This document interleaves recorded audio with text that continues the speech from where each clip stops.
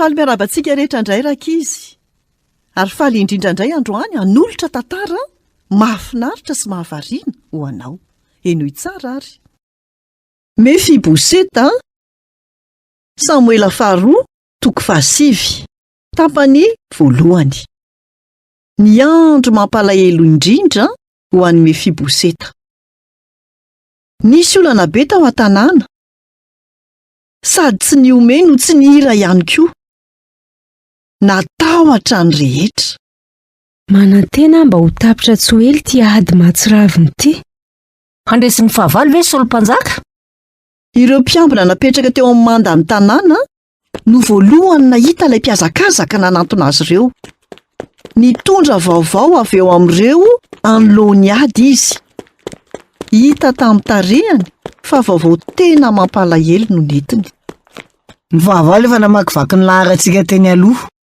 Maty Solompanjaka sy ny Prince Jonathan. Mantsira, vonjeny tena nareo. Nisahotaka no nitahotra ny rehetra ary maro no nandositra ny ala ny tanàna. Andro faran'izay maizina tokoa izany, indrindra fa ho an'ny Mefiboseta.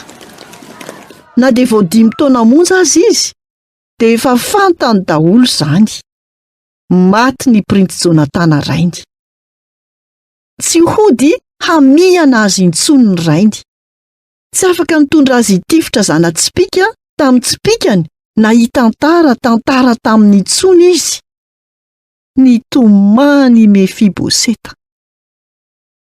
Niay ihany momba azy ny mpitaiza azy ka nentiny niaraka taminy, mialohany nitsoahany nivoaka ny tanàna. Aviry Mefiboseta, tsy maintsy miala eto sika fa tsy afaka mandany fotoana.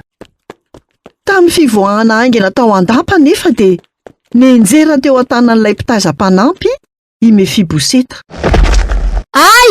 Oh, ny tongotra! Ratsy loatra ny fenjerany ka tsy afaka nandeha intsony.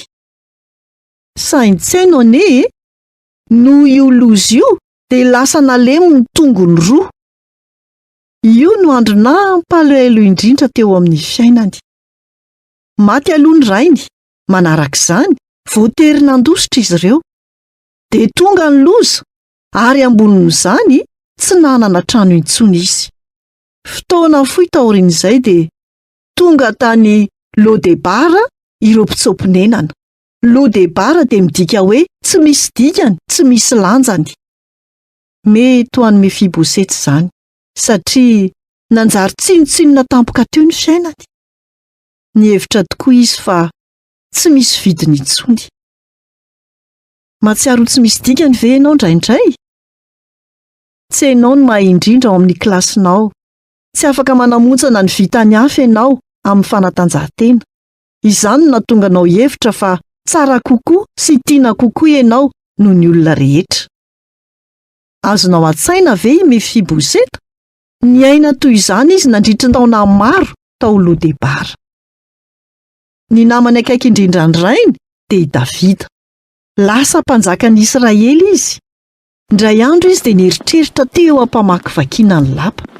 Dia niresaka tamin'ny mpanompony. Ry Ziba, mbola misy velona ihany fa amin'ny fianakavian'i Saoly? Eny, mbola misy zanakalahin'i Jonathan dia Mefiboseta ilay mandringa. Ary aiza izy? Any Lodebara izy no mipetraka. Inona no ataon'i Davida mpanjaka? Ho lazaiko anao amin'ny tantara manaraka. Izay indray no anjara hafatra ho antsika tamin'ity anio ity. Tahiny tompo daholo. Nanolotra ny tantara Zokomy.